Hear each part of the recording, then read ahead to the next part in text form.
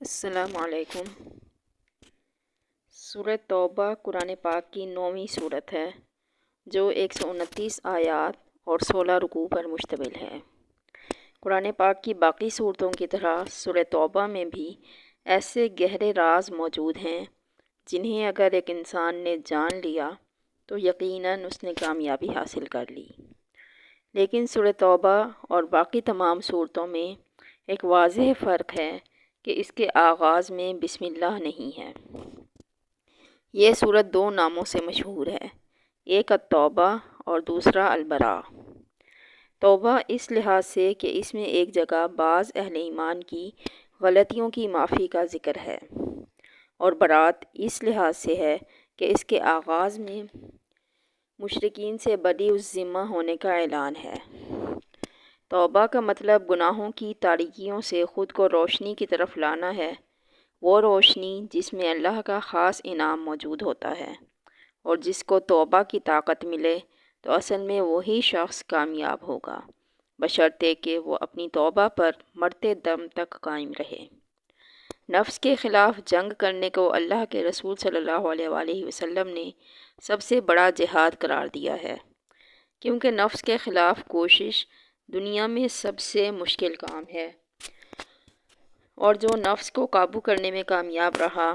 تو پھر اسے دنیا کی کوئی طاقت اللہ کے احکام کی تکمیل سے نہیں روک سکتی۔ جو لوگ گناہ کے بعد ندامت محسوس کرتے ہیں اور گناہ کے بعد اس طرح بے چین ہونے لگتے ہیں جیسے کہ یہ پوری دنیا ان پر تنگ ہو گئی ہو، تو جب وہ اللہ سے اپنے گناہ کی معافی طلب کرتے ہیں تو اللہ پاک ان کی توبہ قبول کرتا ہے۔ اس حالت کو سورہ توبہ میں نہایت خوبصورتی سے بیان کیا گیا ہے۔ اس کی ایک آیت مبارکہ میں ان 3 افراد کا ذکر ہے جو حضرت محمد صلی اللہ علیہ وآلہ وسلم کے ساتھ غزوہ تبوک میں شدید گرمی اور کٹھن سفر کی وجہ سے شریک نہیں ہوئے تھے۔ پھر جب آپ صلی اللہ علیہ وآلہ وسلم غزوہ سے واپس تشریف لائے تو وہ 3 افراد آپ صلی اللہ علیہ وآلہ وسلم کے پاس معافی کے لیے آئے، تو آپ صلی اللہ علیہ وآلہ وسلم نے ان سے بات کرنے سے انکار کر دیا، یہاں تک کہ ان کے خاندان والوں نے بھی ان سے بول چال بند کر دیا۔ پھر سورہ توبہ کی آیت نمبر 118 میں اللہ پاک کا ارشاد ہوا، ان تینوں پر بھی جن کا معاملہ ملتوی کیا گیا، یہاں تک کہ جب ان پر زمین باوجود کشادہ ہونے کے تنگ ہو گئی اور انہوں نے سمجھ لیا کہ اللہ سے کوئی پناہ نہیں، سو اسی کی طرف آئیں گے، پھر بھی اپنی رحمت سے ان کی طرف متوجہ ہوا تاکہ وہ توبہ کریں، بے شک اللہ توبہ قبول کرنے والا مہربان ہے۔ یہ قرآن پاک کی واحد سورت ہے جس کے آغاز میں بسم اللہ نہیں ہے۔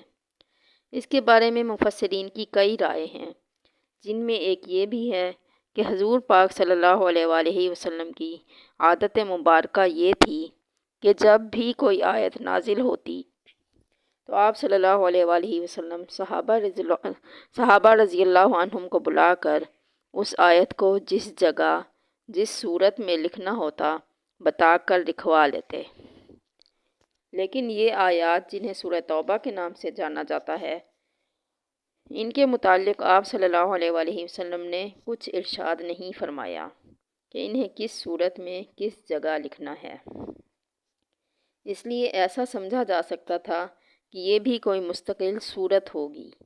تاہم سورہ انفال کی آخری آیات اور سورہ توبہ کی ابتدائی آیات کے مضامین میں مناسبت پائی جاتی ہے۔ دونوں صورتوں میں مناسبت کی وجہ سے سورہ توبہ کو سورہ انفال کے بعد رکھا گیا۔ دوسری طرف جب ایک صورت کو دوسری صورت سے الگ کرنا ہوتا تو درمیان میں بسم اللہ لکھی جاتی،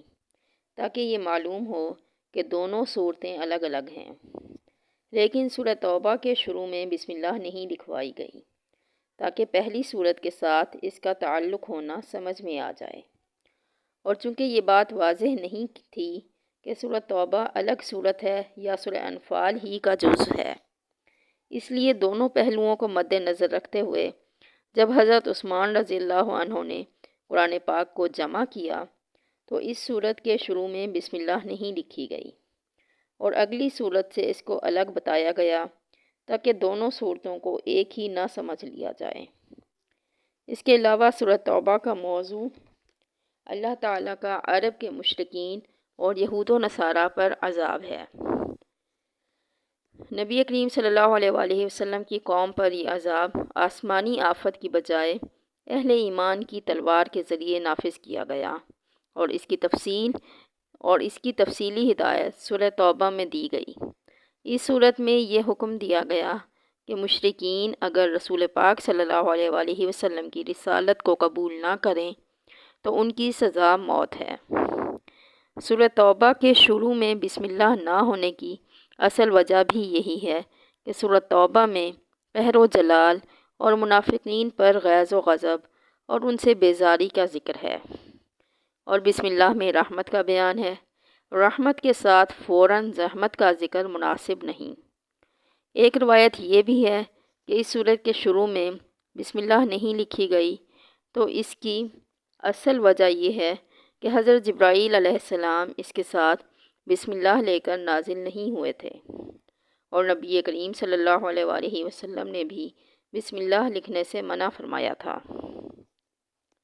دوسری طرف کچھ علماء یہ مثال دیتے ہیں کہ اگر کوئی آپ کی کوئی چیز چراتا ہے تو جب آپ اس کو پکڑیں گے تو یہ نہیں کہیں گے کہ بسم اللہ الرحمن الرحیم،